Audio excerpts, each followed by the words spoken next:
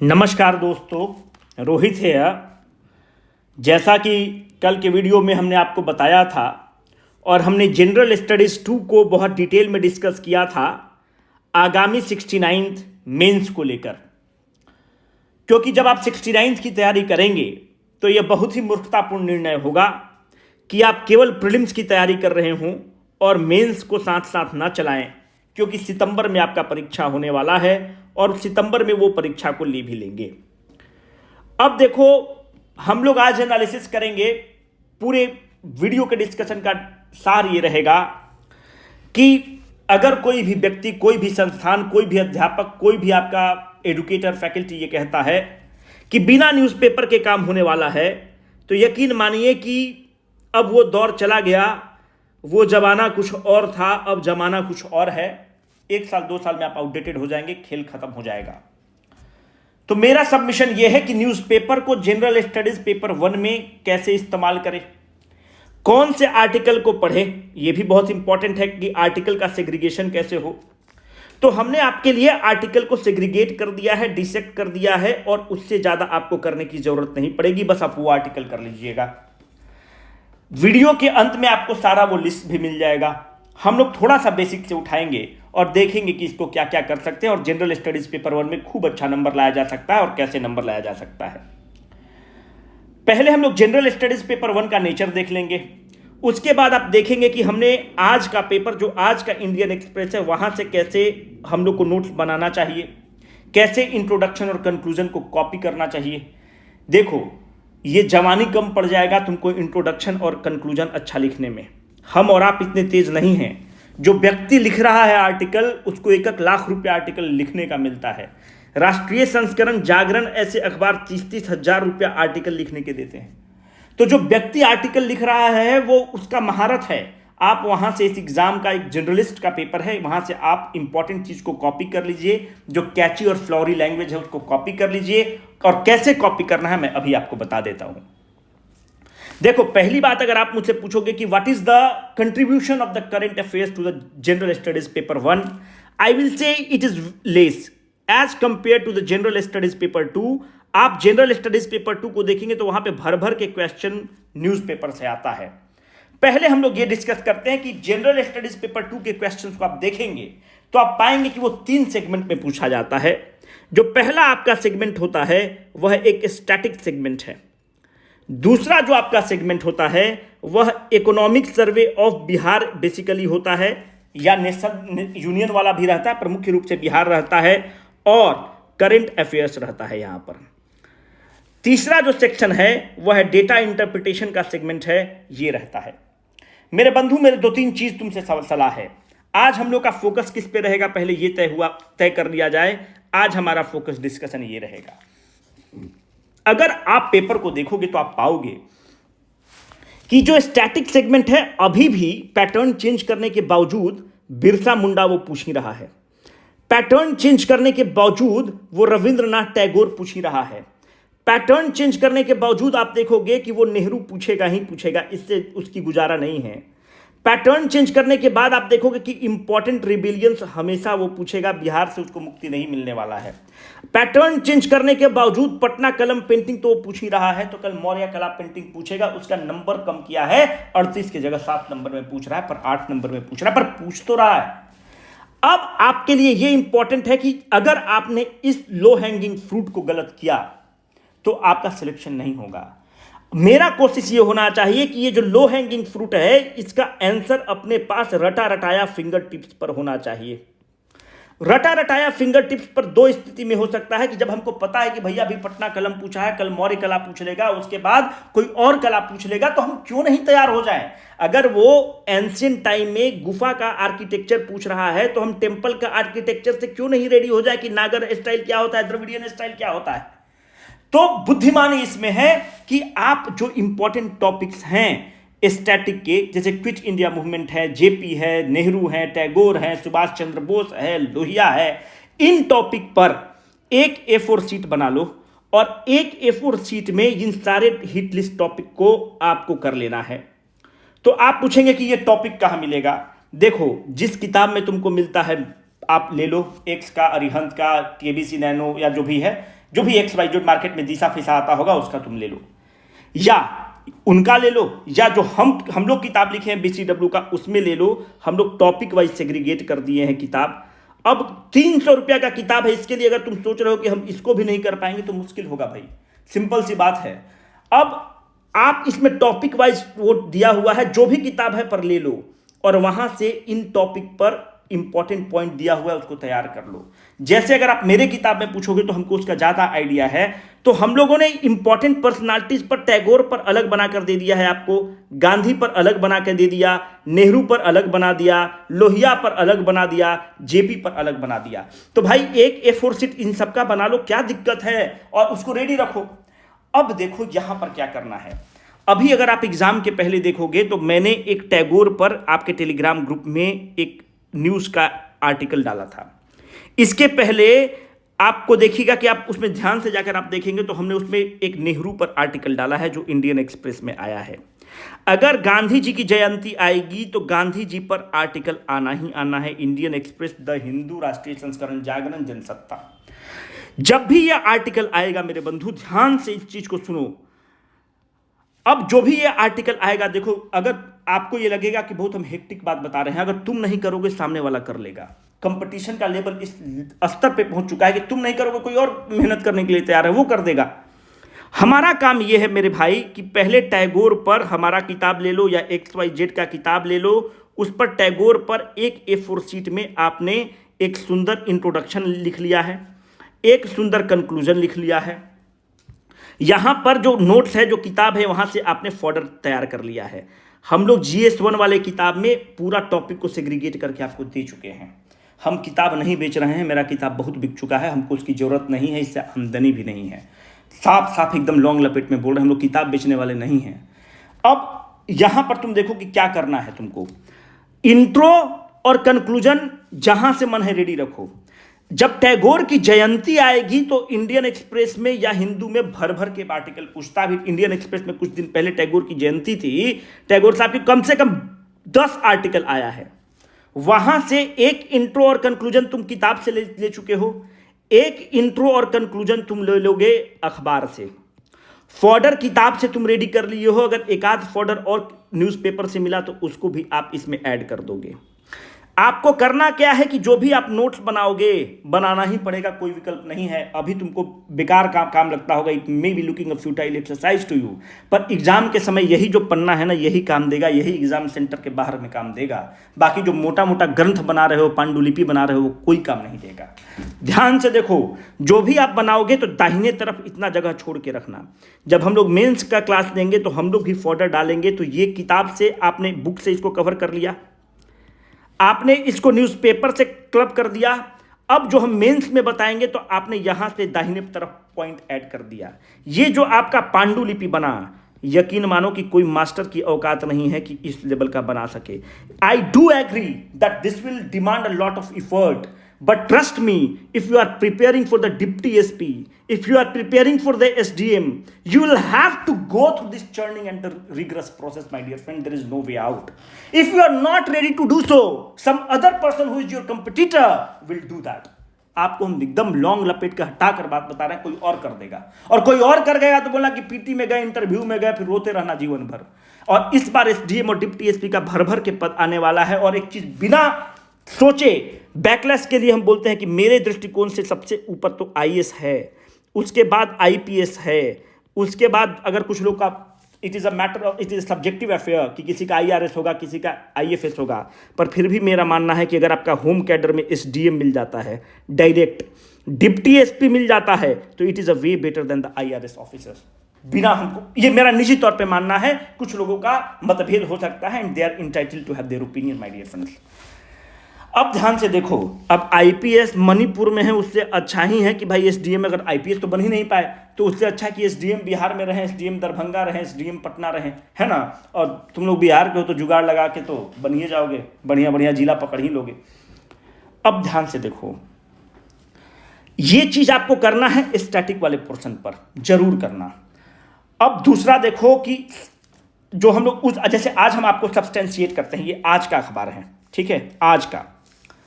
अब मुझे आप ये बताओ, जो मास्टर नहीं पढ़ता है अखबार, वो आपको क्या मेंस का तैयारी कराएगा? कोई भी मास्टर हो, हम हो, जिस दिन हम भी नहीं पढ़ेंगे उस दिन हम भी वेस्ट हैं, गार्बेज हैं।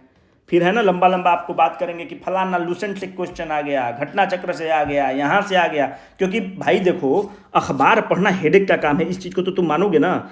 ये अभी जवानी के उम्र में जहाँ पर तुमको डिस्को थीक में होना चाहिए था, जहाँ पे तुमको पब और बार और आइनॉक्स में होना चाहिए था, वहाँ पे ये सब अखबार पढ़ना, जहाँ पे जीवन रंगीन होना चाहिए, colourful life full of colours.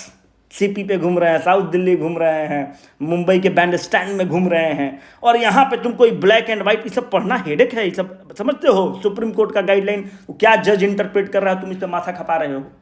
यकीन मानो, दिस इज गोइंग टू पे यू।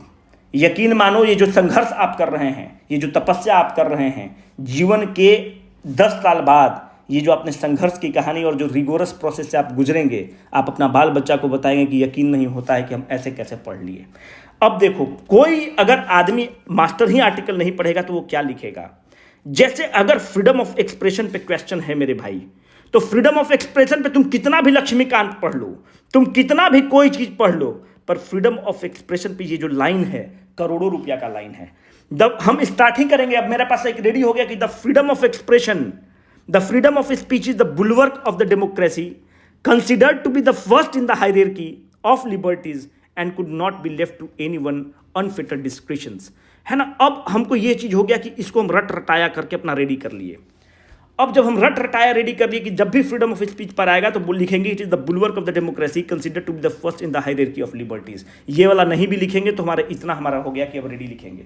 जब भी हम एग्जामिनर जब पढ़ेगा तो सब एक ही कोचिंग का मटेरियल लंद फंद पढ़ के जा रहा है, जब तुम ये लिखोगे तो उसको लगेगा कि अरे तुम्हारा ही तो हम दीदार करना चाह रहे थे, कहाँ थे तुम। एकदम व्याकुल है कॉपी पर लिखने के लिए कि examinee is better than examiner. उसको कोई कैंडिडेट नहीं मिल रहा, उसको लगेगा कि क्या भाषा शैली है। अब मास्टर साहब का तो उम्र हो चुका है कि वो क्या पढ़ रहे हैं, तो वो तो सरस सलील थोड़ी पढ़ते हैं। अभी वो बेचारा कुछ और पढ़ रहा होगा आदमी। अभी उनका उम्र अगर 60 साल का कोई व्यक्ति है तो गीता पढ़ रहा होगा, पुराण पढ़ रहा है, ये सब पढ़ रहा है ना, रामायण देख रहे हैं, धारावाहिक देख रहे हैं। उस समय एक लड़का अगर ये आर्टिकल लिखेगा तो उसको लगेगा यूरेका यूरेका, बोलेगा कि वाह तुमने तो मेरे नयन चक्षु खोल दिए। मेरे बंधु याद रखना, यही तरीका है और कुछ तरीका नहीं है। अब आपको लगेगा कि आप हवा पानी दे रहे हैं, ये मेरा नोट्स है, और ये मेरा नोट्स इसलिए है क्योंकि हमको किताब लिखना है। जब हमको किताब लिखना है तो हम जिस क्राउड से डील करते हैं, मेरा बड़ा एलीट क्राउड है। हमको इसमें कहने में एक गलती अगर एक कॉमा कर देते हैं ना, कमेंट भर देता है, जिसको हम बहुत ही अप्रिशिएट करते हैं। एक गलती इन्फॉर्मेशन दे देंगे, वो माथा खा जाता है। तो एलीट क्राउड है। अब देखो, हमको किताब लिखना है, तो जब किताब लिखना है तो हम जो मार्केट में है अगर वही दे देंगे तो हम तो कुछ चल ही नहीं पाएगा। जैसे देखो, इस सारा अखबार से तैयार किए हैं। अगर कोटा पर आएगा तो हम लिखेंगे कि quota is all about the recognition, representation, redistribution. Catchy line है। विदाउट बेसिक स्ट्रक्चर आया था, we will end up with a constitution without constitutionalism. कहने का मतलब है, जब बेसिक स्ट्रक्चर पर क्वेश्चन आएगा, डॉक्ट्रिन ऑफ बेसिक स्ट्रक्चर पर, जब ये चीज़ लिख के जब हम कंक्लूड करेंगे तो तुम कितना भी बढ़िया चीज़ लिख लो, इसके सामने नहीं टिक पाएगा। अगर मेरा फॉर्डर थोड़ा बहुत, अगर तुम 5 पॉइंट लिखे हो, हम 3 ही पॉइंट लिखे हैं, और कंक्लूड इतना सुंदर कर दिए हैं, तो कंक्लूजन के बाद ही उसको नंबर देना है, हमको बराबर नंबर दे देगा। Indian economy looks like a Mona Lisa that looks different when viewed from the different position. अब तुम कितना भी आ जाओ और इंडियन इकोनॉमी पे जब हम ये लाइन चिपकाएंगे, इंडियन एक्सप्रेस का लाइन है, तो तुम कितना भी बढ़िया हो, तुम 8 पॉइंट लिखे हो, हम 5 पॉइंट लिखे हैं, एक एग्जामिनर इसको नंबर दे देगा, क्योंकि उसको अनोखा लगेगा थोड़ा सा। Thomas Jefferson once said just government shall be derive its power from the consent of the govern. ये जस्टिस चंद्रचूड़ का स्टेटमेंट है जो अभी दिल्ली वाले सरकार में दिए हैं। आज वाला हम अभी जो कॉपी किए हैं, the freedom of speech is the bulwark of the democracy considered to be the first in the hierarchy of the liberties. बहुत लोग, आप लोग जीएस वाले में बोलते हैं कि सर बहुत फैंसी लैंग्वेज लिखा गया। अरे फैंसी लैंग्वेज हम क्या अपने से लिखते हैं, यहीं से कॉपी पेस्ट है, क्योंकि हम लोग इसको तैयार इसी तरह से करते हैं। मेरे बंधु, एक इंट्रोडक्शन और कंक्लूजन हम लोग की किताब से ले लेना, या जिस किताब को फॉलो करना उससे ले लेना, और एक इंट्रोडक्शन और कंक्लूजन खुद रेडी कर देना। मात्र सिलेक्टेड, अगर GS2 में देखोगे तो 9 थीम है, GS1 में देखोगे तो मात्र 6 थीम है। तुम 15 थीम का इंट्रोडक्शन और कंक्लूजन नहीं रेडी कर सकते हो तो फिर लानत है, फिर छोड़ दो तैयारी और सल्फास खा लो। सिंपल सी बात बोल रहे हैं। अगर तुम 4-5 महीना में अगर तुम ये 15 थीम का भी नहीं तैयारी करते हो, दरोगा का तैयारी करो। As simple as that. हम बोल रहे हैं, कमेंट बॉक्स में जितना गाली है भर भर के लिख दो। अगर ये 15 थीम तुमको दिए हुए, अगर 15 थीम पर भी नहीं लिख कर रेडी कर रहे हो, तो भाई जाकर रोज ट्विटर खेलना कि अतुल फीमेल को रोज गाली देना, क्या फर्क पड़ेगा? वो तो ऑलरेडी आईएएस बन चुके हैं, अब रिटायर होकर कुछ और बनेंगे। मेरे दोस्त, इन चीज को याद रखना कि इस 15 टॉपिक को तुमको करना ही करना है, कोई विकल्प नहीं है। अब देखो, GS2 का तुमको टॉपिक हम दे चुके हैं। जब हम कर सकते हैं तो तुम भी कर सकते हो, हम भी तो रेडी कर ही रहे हैं ना, तो तुम भी रेडी करो। देखो, GS2 का अभी हम क्या फोकस करेंगे? डेटा इंटरप्रिटेशन के लिए आपको कुछ नहीं करना है। डेटा इंटरप्रिटेशन पे हम लोग का 250 रुपया में पूरा कोर्स है, आप इसको कर लीजिएगा। अमरेश जी वगैरह पढ़ाए हैं। डेटा इंटरप्रिटेशन के कोर्स को और मॉडिफाई करेंगे, उसको और देख लीजिएगा। अभी हमारा फोकस रहेगा ये वाला सेगमेंट पे, इसका थीम को भी हम आपको देंगे। अब इसका देखो थीम क्या क्या हो सकता है। पहला बात यह है कि अगर आप पेपर को अभी देखेंगे तो वो क्या क्या पूछ रहा है। अगर आप यहाँ पर दो चीज़ पढ़ना है, एक तो इकोनॉमिक सर्वे आपको पढ़ना ही पड़ेगा, कोई विकल्प आपके पास नहीं है। तो कलम बदलने दो, बढ़िया। देखो, एक तो तुमको इकोनॉमिक सर्वे बिहार का पढ़ना पड़ेगा। क्यों इकोनॉमिक सर्वे बिहार का पढ़ना पड़ेगा? वो 30 पन्ना जो शुरू वाला होता है उसको पढ़ना, कल के वीडियो में जाकर आप देख लो, इसके बारे में हम बताए हैं कि कैसे 30 पन्ना पढ़ना होता है। क्योंकि अगर आप पेपर को देखोगे तो वो क्या पूछ रहा है, यहां पर अगर आप देखिएगा तो पूछ रहा है 7 निश्चय। वो हम लोग किताब में भी लिखे हैं, और ये जब बार बार बोलते हैं तो आप लोग इरिटेट भी होते होंगे, पर हमको बोलना तो पड़ेगा। अगर मेहनत करके लिखे हैं तो बोलेंगे ना, उसके ऑथर हम भी हैं। 7 निश्चय 2.0 को सीधा हमने इकोनॉमिक सर्वे से छापा था, इस बार क्वेश्चन आया है। अगर आप देखोगे तो एक सौर ऊर्जा पर क्वेश्चन है कि what is the status of the सौर ऊर्जा और the solar power in the state of the Bihar. Direct economic survey में दिया हुआ है, वहां से फैक्ट एंड फॉर्डर को इस्तेमाल किया जाता और कहीं से नहीं कर सकते हो। एक क्वेश्चन है राइट बेस्ड ई डिलीवरी सिस्टम।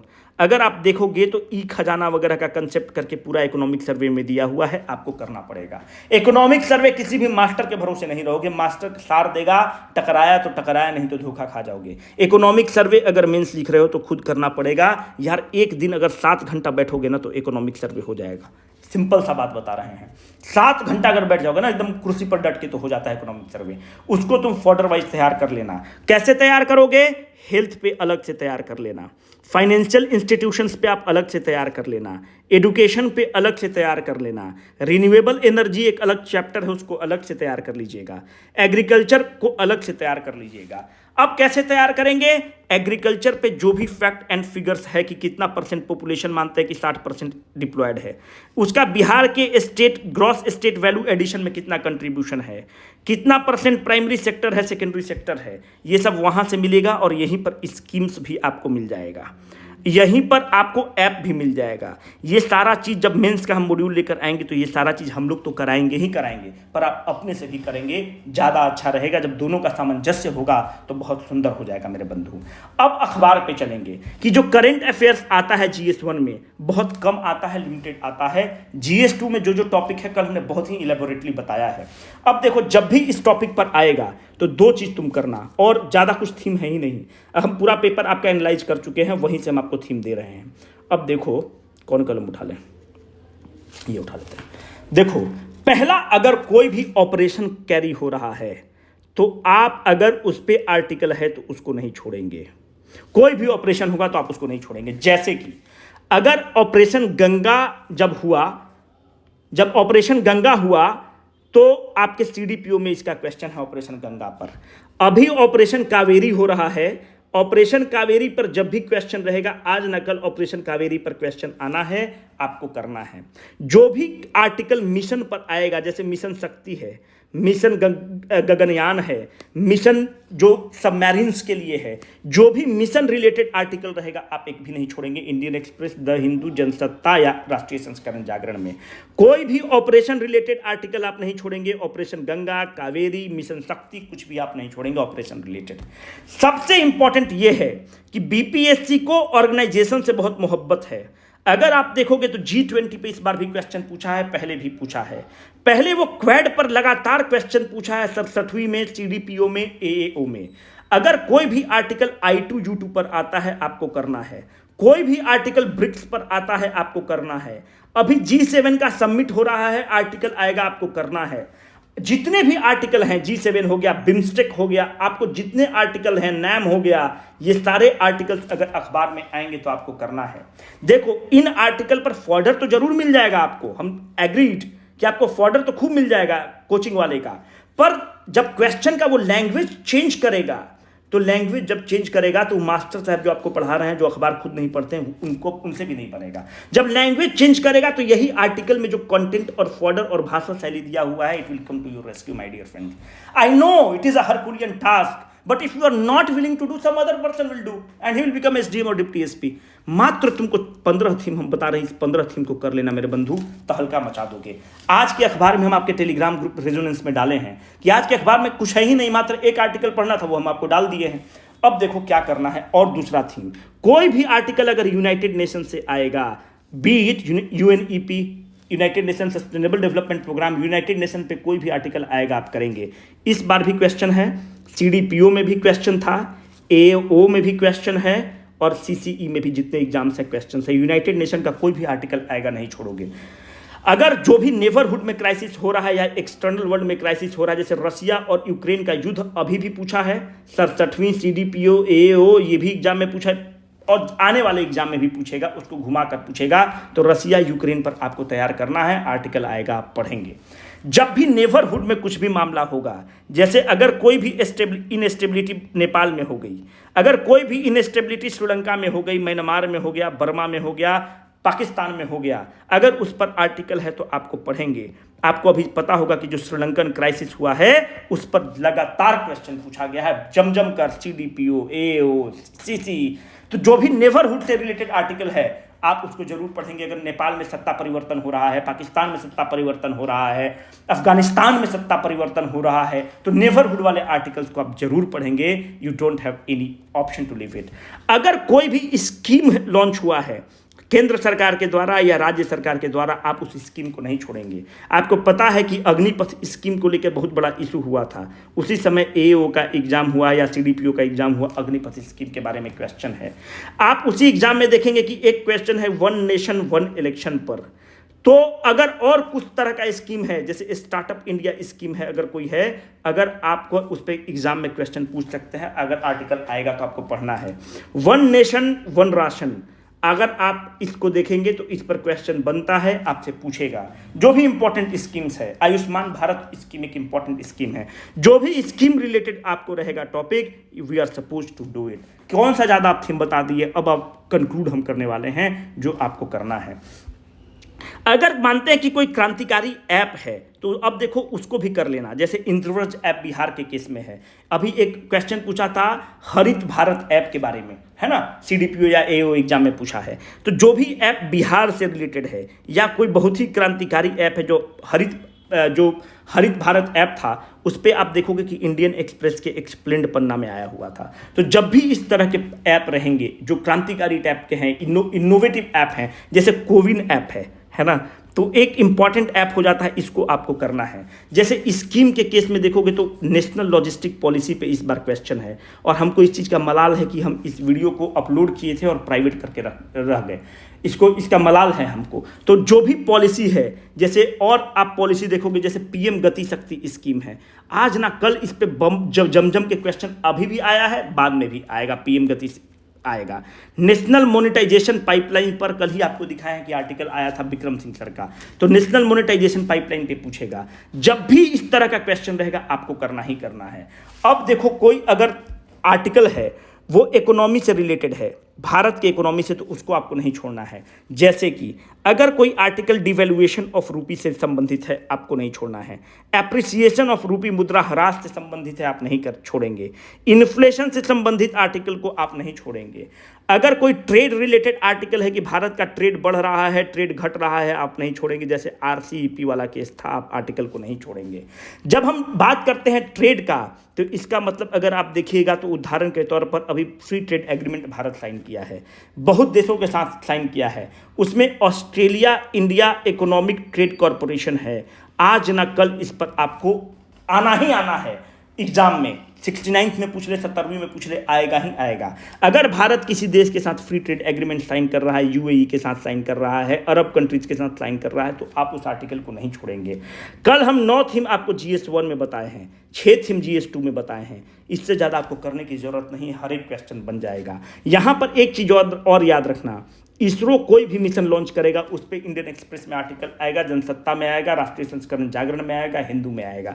उसको मत छोड़ना, जैसे मिशन शक्ति था, मिशन गगनयान था। तो इस तरह के जब आप आर्टिकल को करेंगे तो एक क्वेश्चन जो करंट अफेयर्स के लिए आप हाय तौबा करते रहते हैं, एक क्वेश्चन बाहर नहीं जाएगा, यकीन मानिए, मेरा विश्वास मानिए। बाकी हम लोग मेंस मॉड्यूल इस बार लेकर आएंगे, हम लोग पूरे प्लान कर चुके हैं, इस बार बहुत अच्छा से मेंस मॉड्यूल लेकर आएंगे, आप लोग के लिए लेकर आएंगे, बहुत ही इस तरह से रेट में लेके आएंगे कि that will be the best in the market. अपना कोशिश यही रहेगा, क्योंकि देखो अभी भी हम लोग ला सकते थे पर हम लोग तैयार नहीं थे, हम लोग के पास थोड़े रिसोर्स के क्रंच रहते हैं, और जो दोस्त लोग पढ़ाता है या पढ़ाना चाहता है उसको लाख रुपया देना पड़ता है, तो कहाँ से हो पाएगा, रिसोर्स का क्रंच था। पर इस बार हम लोगों ने माइंड मेकअप कर लिया है कि हम लोग को करना ही पड़ेगा। एक टीम हम लोग पूरा डिसाइड कर लिए हैं, टीम बना लिए हैं, मेंस का मॉड्यूल आएगा। अगर कोई बाहर का भी टीचर आप हायर करते हो, दोस्त यार है उसको तो फ्री में भी हम लोग बोलते हैं कि भाई पढ़ा दो, कोई भी दोस्त यार है कि भाई इसको पढ़ा दो, तुमको आता है।